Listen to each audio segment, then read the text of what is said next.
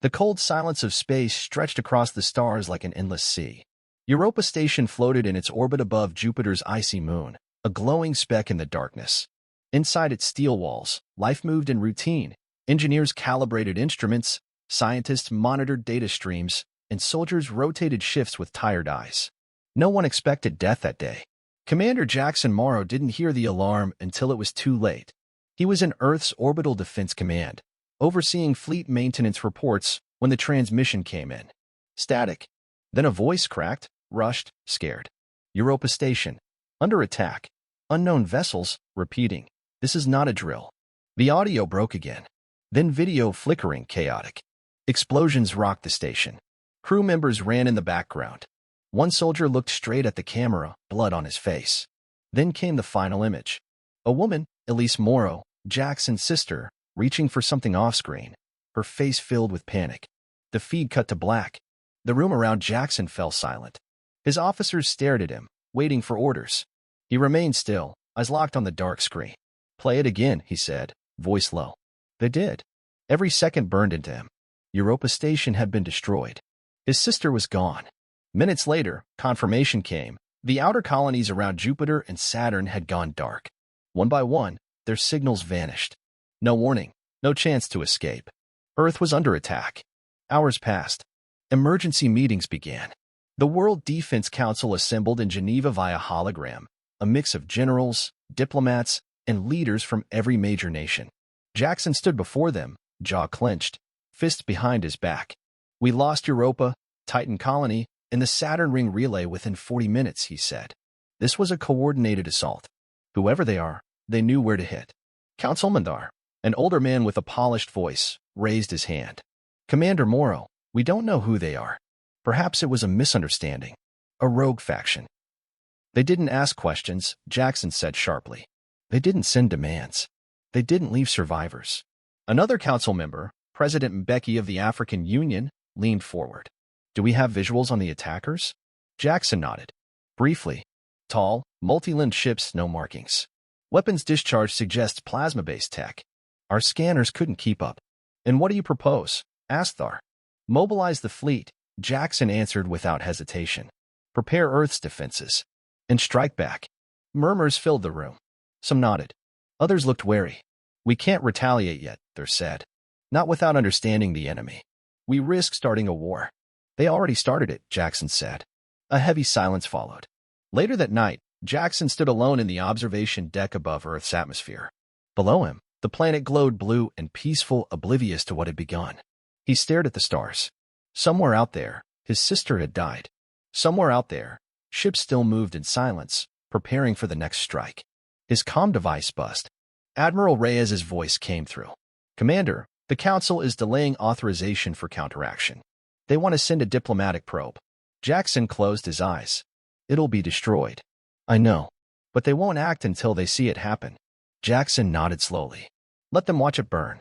Then maybe they'll listen." He ended the call and returned to his command post. Europa was gone. His sister was gone. But Earth still stood. And Jackson Morrow would make sure it stayed that way. 2 days passed. The skies above Earth remained calm, but no one believed it would stay that way. Fear crept across the world, not from what people could see, but from what they couldn't. The news spoke cautiously about communication loss and unconfirmed events, but the truth was spreading. Outer colonies had gone dark. Something was coming. In Geneva, the World Defense Council gathered again. The tension was thicker than before. Even those who had hesitated now looked uneasy. The diplomatic probe had been launched the day before. Its mission simple: establish contact, seek answers, and show peaceful intent. It never returned.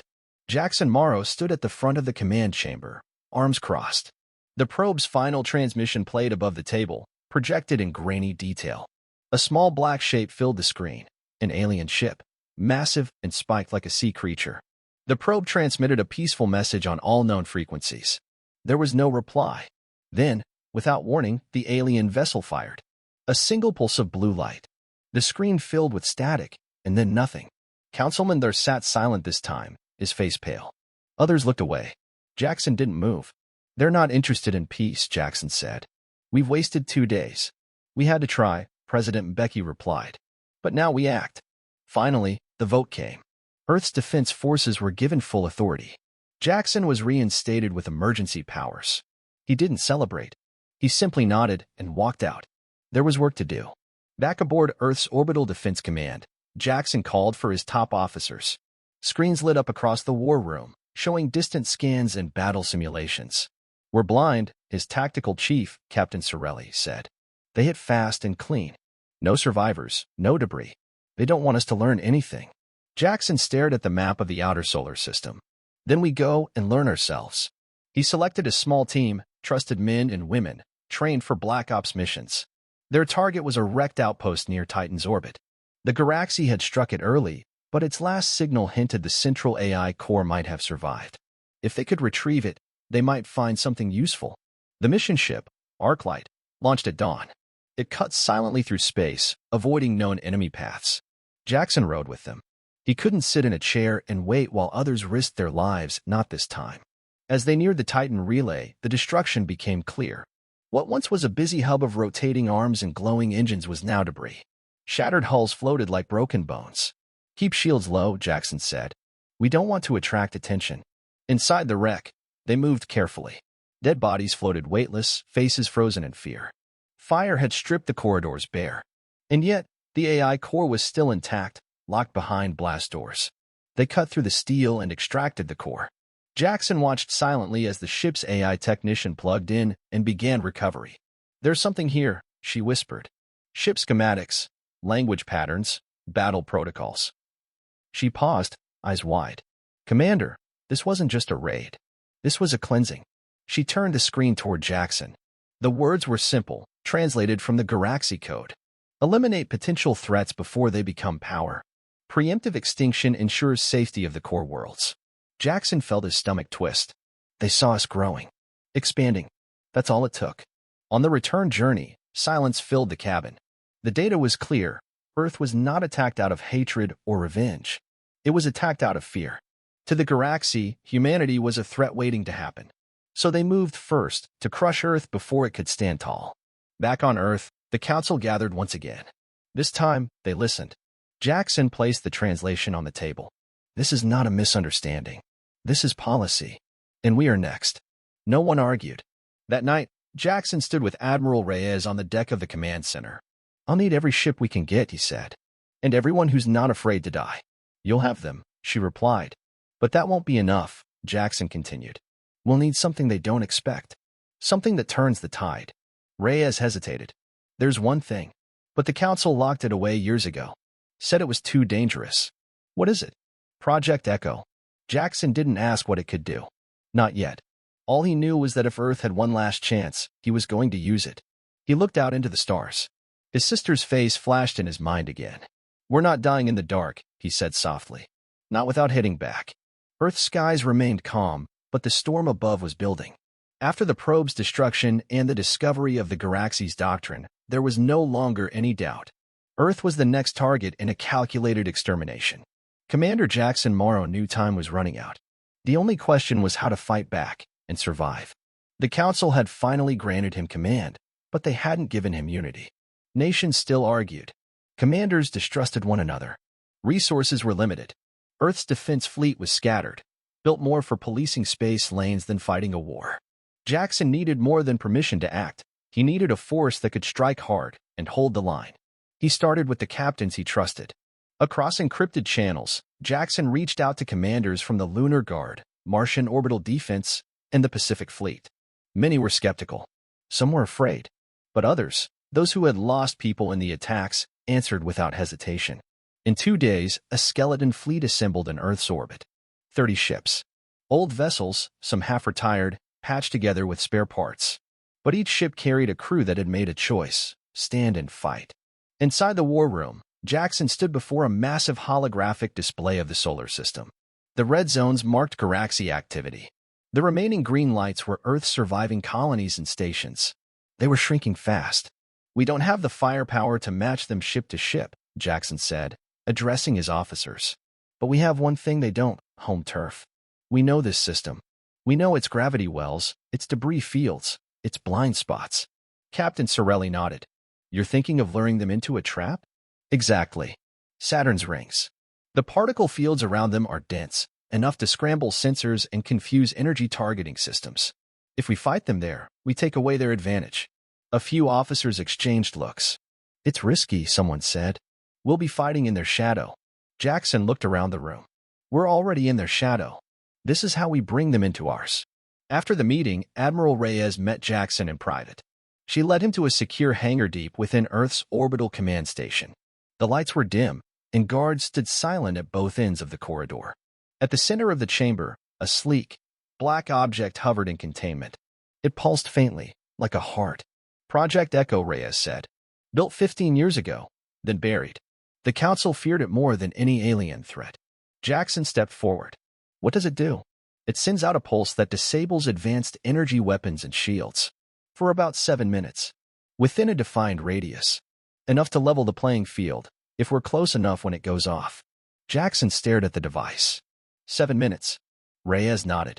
That's all. But in the right hands, at the right time, it can turn the tide. Jackson knew immediately when and where he would use it. Load it onto the Vanguard, he said. I'll carry it myself. Back in orbit, preparations began. Crews trained nonstop. Old weapons were reactivated. Communication relays were hidden inside asteroids. The rings of Saturn, once just a breathtaking sight, were now becoming a battlefield. Jackson watched the fleet come together, one ship at a time. Some captains brought their families aboard, unwilling to leave them behind. Others sent final messages to Earth's surface. Everyone knew the truth. This battle might be their last. He walked the corridors of the Vanguard, Earth's strongest remaining warship.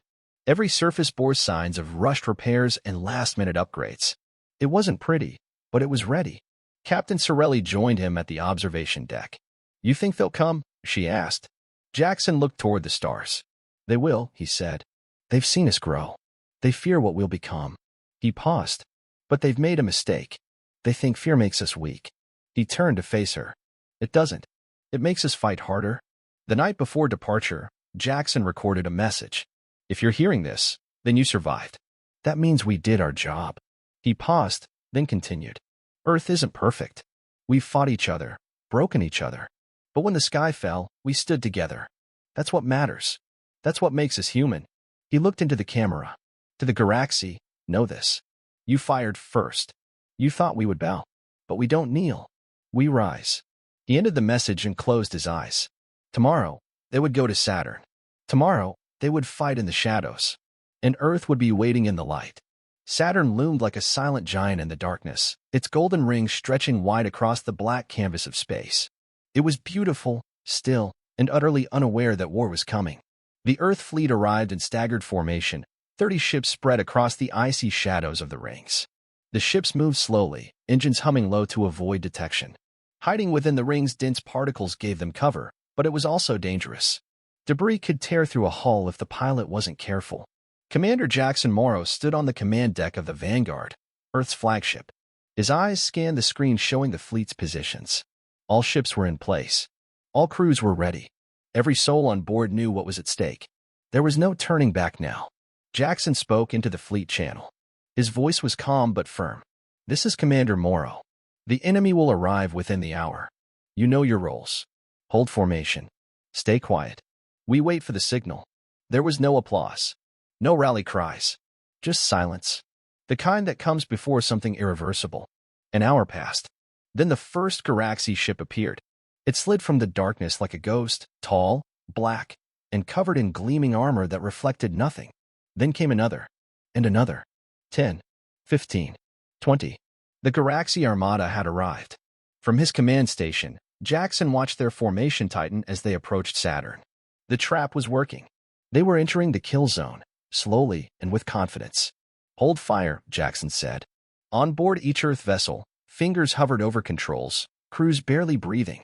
The enemy ships began scanning, likely confused by the strange magnetic interference in the rings. That was the key. Jackson had chosen this battlefield for a reason. The rings would block most of the Garaxy's advanced sensors. Still, it wouldn't take them long to realize Earth's fleet was waiting. Jackson gave the order. Fire. All at once, Earth's fleet came alive. Missiles launched from behind ice-covered asteroids. Railguns lit up the dark. Plasma blasts shot through the debris fields.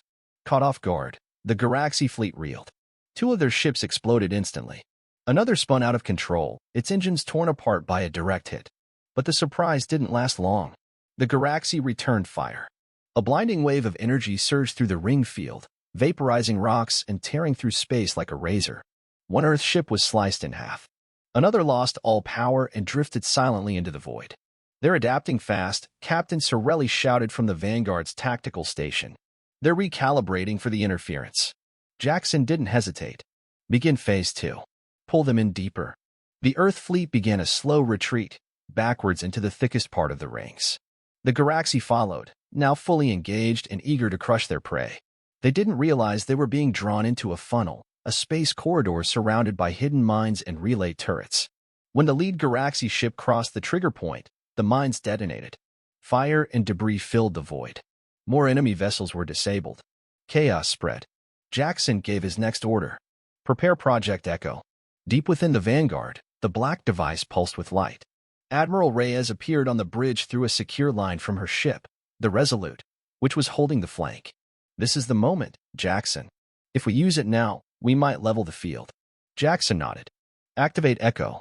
A countdown began. 10, 9, 8. The Garaxy ships began firing faster. Earth vessels struggled to hold the line. The Resolute took a direct hit. Its left side burst into flames, venting atmosphere and crew into the black.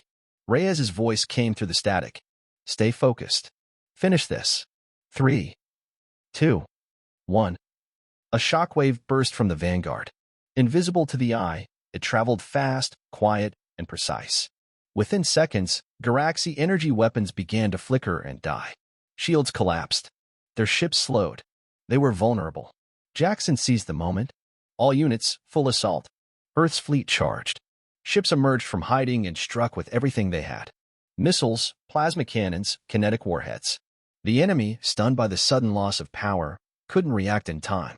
One by one, Garaxy ships were destroyed. Some tried to flee, only to be caught in crossfire or collisions with the ring's debris. But the cost was steep. The Resolute Admiral Reyes's ship was struck again. This time, there was no recovery. Jackson watched in silence as her ship exploded in a silent bloom of orange and white. He closed his eyes for 1 second, then spoke into the fleet channel. Keep going. Don't stop. 7 minutes passed. The Project Echo pulse faded. The Garaxy systems began to flicker back to life, but by then, it was too late. The battle was over. The remains of the alien fleet drifted in silence, shattered and burning. A few survivors fled toward the outer rim of the system. Earth's fleet, though bloodied and broken, still stood. Captain Sorelli turned to Jackson. We did it. Jackson didn't answer. His eyes were fixed on the wreckage of the Resolute. He spoke quietly. At what cost? Outside the window, Saturn's rings continued to turn, peaceful, unaware. Earth had won the battle, but the war was not over. The battlefield was quiet. Smoke and debris drifted through the rings of Saturn, floating past the broken hulls of alien ships and Earth vessels alike. Pieces of metal, scorched wires, and the remains of lives lost hung in space like a frozen graveyard. Inside the Vanguard, Commander Jackson Morrow stood on the bridge. His face was calm, but his eyes were distant. The loss of Admiral Reyes weighed heavy on him. She had given everything to protect Earth's last stand. There hadn't even been time to say goodbye. She knew what she was doing, Captain Sorelli said quietly, standing beside him. She chose to stay and hold the line. I know, Jackson replied. But it doesn't make it easier. They didn't have time to mourn. A signal broke through the static. Unidentified vessel approaching, bearing 015. Large. Damaged. Still armed. Jackson turned to the tactical officer. Garaxy? The officer nodded. Yes, sir. It's their command ship. Their leader is still out there. High Overlord Vectoon. Jackson stared at the screen. The alien vessel was unlike the others. Larger, more heavily armored, pulsing with a dim, eerie red glow. It limped through space, systems damaged from the echo pulse, but still moving. He's not fleeing, Jackson said. He's looking for me. Sorelli frowned. What do we do? We end this. Jackson boarded a drop shuttle with a small squad of Marines. He left Sorelli in command of the fleet with orders to hold position and not engage unless fired upon. This mission was personal. The shuttle crossed the battlefield slowly. Jackson looked out the window at the broken remains of Earth's ships. Each one told a story. Each one was a sacrifice. He clenched his jaw. The Garaxy had come to erase humanity, but they hadn't expected resistance. They hadn't expected Earth to fight back. The Garaxy ship allowed the shuttle to dock without firing. It was a trap. Jackson knew that, but he didn't care. He stepped into the dark, humid corridors of the alien vessel. The air was thick, heavy with the scent of metal and something rotten. Lights flickered dimly. The ship groaned around him, wounded but alive. His squad moved cautiously, weapons drawn. Then came the voice. "You are brave for a human." It echoed through the hall like a whisper in a cave. Jackson raised his rifle. "Show yourself." Vectoon appeared from the shadows. He was tall, armored in black scales, eyes glowing with a dull yellow light. His voice rumbled like distant thunder. "You fought well. Better than we expected. But your world will still fall." Jackson didn't blink. "You failed." Vectoon stepped closer. "You delayed the inevitable. We are not the only force. We are the first wave. That's what makes this moment important," Jackson said, lowering his rifle slowly. "Because if we let you live, you'll call for more. And if you kill me, others will come with vengeance." Jackson paused. "Maybe," he said. "But they'll think twice before underestimating us again." Vectoon's eyes narrowed. "We fired first. We strike to protect our own. You are dangerous because you grow. You adapt. You spread." Jackson stepped forward. "You fired first. But Earth fired last." He raised his weapon and shot. Vectoon collapsed to the floor, his body twitching once before going still. No final words. No cries for mercy. Just silence. Jackson stared at him for a long time. Then he turned and walked away. Back on the Vanguard, the fleet confirmed the kill. The enemy command ship was disabled. What remained of the Garaxy forces scattered and retreated into the outer system. Earth had won. The cost had been high. Admiral Reyes, half the fleet, and thousands of lives. But the homeworld still stood. Humanity still stood. Jackson addressed the fleet from the command bridge. His voice was steady, but his face showed the weight of loss. "We stood in the shadow of a greater force. We were outnumbered, outgunned, and surrounded. But we stood. And when the moment came, we didn't break. We held the line." He paused. "We remember those who gave their lives. We honor what they protected. Let this be our message to the stars. Earth does not fall." The message was sent not just to the surviving fleet, but to Earth below and any allies who still watched from afar. Later, alone in his quarters, Jackson sat with a recording pad in hand. He opened the file labeled Elise, his sister's last message to him, before Europa Station was destroyed. She had been smiling. "Hey, big brother. I know you hate these emotional videos, but I just wanted to say, I'm proud of you. If things go bad out here, don't let it break you. You're stronger than that. You always were." He let the recording play again, and again, until the screen dimmed. Outside his window, the stars drifted slowly past. The silence was no longer empty. It was earned. The battle was over. The silence that followed wasn't peaceful, it was heavy. It carried the weight of loss, sacrifice, and survival. In Earth's orbit, what remained of the defense fleet drifted near the moon. Engineers worked around the clock to repair damaged ships. Medical teams treated the wounded. Flags were lowered, names were listed, and moments of silence were held. There was no cheering, no celebrations, just the quiet realization that Earth still existed, that the war had not ended life, only changed it forever. Commander Jackson Morrow stood on the bridge of the Vanguard, now docked at Earth's primary orbital station. His uniform was stained, his eyes red from sleepless nights, but his posture was firm. Reports flowed in from across the system. The Garaxy ships were gone. The threat had retreated into deep space. And for the first time in weeks, there were no alerts. Captain Sorelli joined him, a data pad in her hands. "All systems stabilized," she said. "Emergency repairs underway. Most survivors have been accounted for." Jackson nodded. "And the memorial?" She hesitated. "Set for tomorrow. It'll be broadcast planet-wide." Jackson said nothing. His thoughts drifted to Admiral Reyes, to the crew of the Resolute, to Elise. The next day, the memorial was held above Earth, inside the Grand Orbital Assembly Hall. Hundreds gathered. Officers, engineers, medics, those who fought and those who supported the fight. Around them, large transparent windows revealed the curve of the Earth below, blue and bright. A wall of names filled the center of the chamber, stretching high above the gathering. Names of those who didn't return. Jackson stood before them in full uniform. When he stepped forward to speak, the hall fell silent. "We were not supposed to win," he began. "They came with superior weapons, advanced ships, and the belief that we would fall easily. He looked up at the names. But we did not. We stood together. Not as separate nations, not as divided people, but as one world. He let the words settle before continuing. This wall holds the names of the brave. People who chose to face the unknown, knowing they might not return. Their sacrifice bought us time. Bought us survival. He paused again, his voice quieter now. They didn't die for victory. They died so that Earth could still look up at the stars and hope. He stepped back, and the room remained quiet, every person locked in their own memories. Weeks passed. Earth began to recover. Ships were rebuilt. Defense systems were improved. And most importantly, unity remained.